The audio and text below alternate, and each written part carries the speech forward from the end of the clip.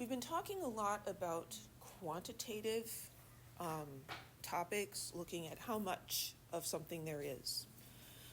Now we're going to talk about qualitative analysis. This involves finding what kind of ions are present, not how much. Quantitative analysis is concerned with finding the quantity of substances. And a lot of the things we do in lab are quantitative, right? We're titrating our sodium hydroxide. We want to find the precise molarity. That's quantitative. This is qualitative. One method of qualitative analysis is by using selective precipitation. And this falls into the category of wet chemistry. What do we mean by wet chemistry? This is doing stuff in lab where you might very well get your hands wet, right? It's what you think of as science experiments, right? You're mixing stuff together, you're boiling things, all those things they show you on TV, which sometimes we do, but a lot of times it's not that exciting. We don't do that sort of wet chemistry much anymore because it's largely been replaced by instrumental analysis. And those techniques are much less labor-intensive, time-intensive, and so they're a lot more efficient. But the wet chemistry is the kind of stuff that if you've watched like older movies or like Sherlock Holmes and he's in his lab and he's, mixing stuff together to see if there's, cyanide in the pudding or whatever. That's the wet chemistry, was the sorts of things that they had available back like in the 1800s. That's all they had. So selective precipitation can be used to separate ions and identify what they are. So if you have a sample that has several different cations in it, metal cations, we can add different precipitating agents and separate these ions.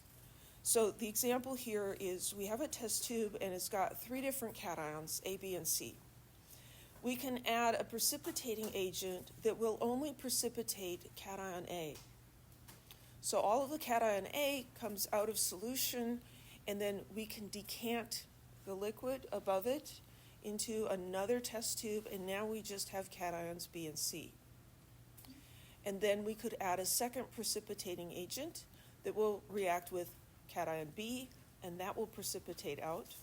Again, we decant the liquid into a new test tube, and now we have just cation C by itself. Any questions?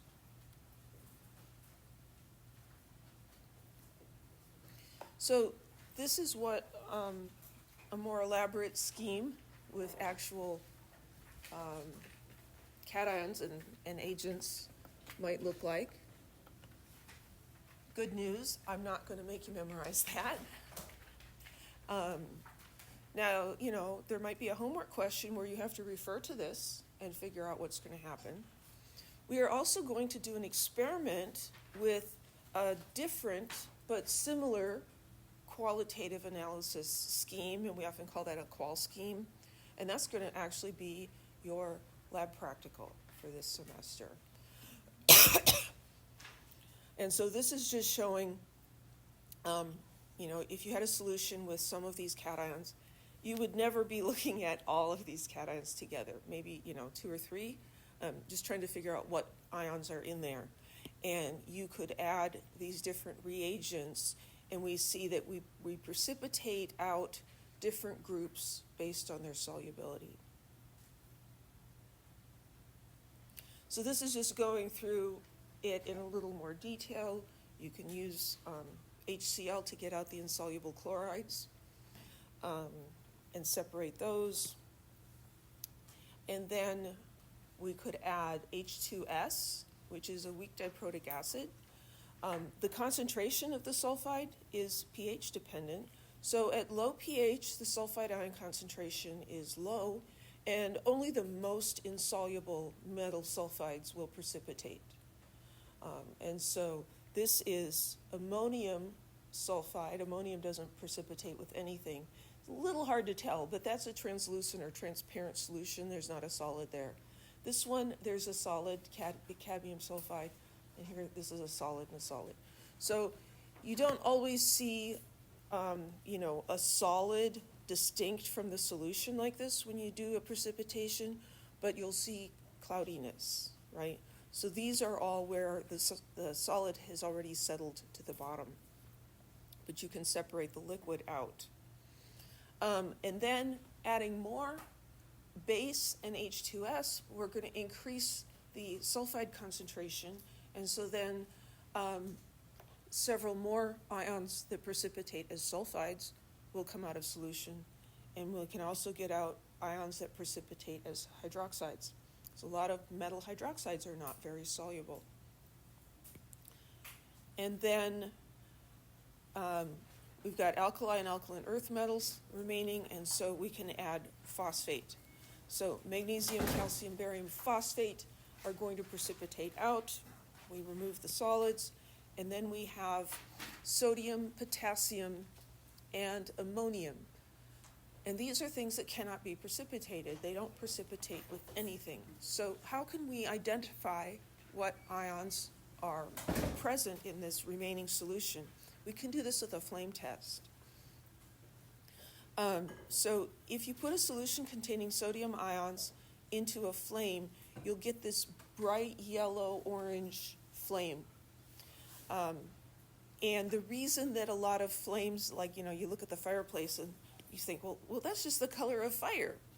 Well, but look at this. The burner, when it's got enough air, doesn't do that. We have a nice blue flame. The reason that this is turning yellow is because of sodium. And if you think about burning wood in the fireplace, is there sodium in the wood? Yeah. And it doesn't take much sodium. It's a really bright flame. And so just a little bit of sodium, you'll get this color. So if there was no sodium in your solution, you wouldn't see this. Potassium will turn the flame purple. And different ions will change the flame color. And this effect is what makes different colored fireworks possible.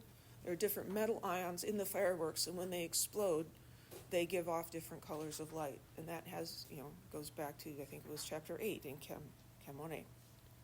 So any questions?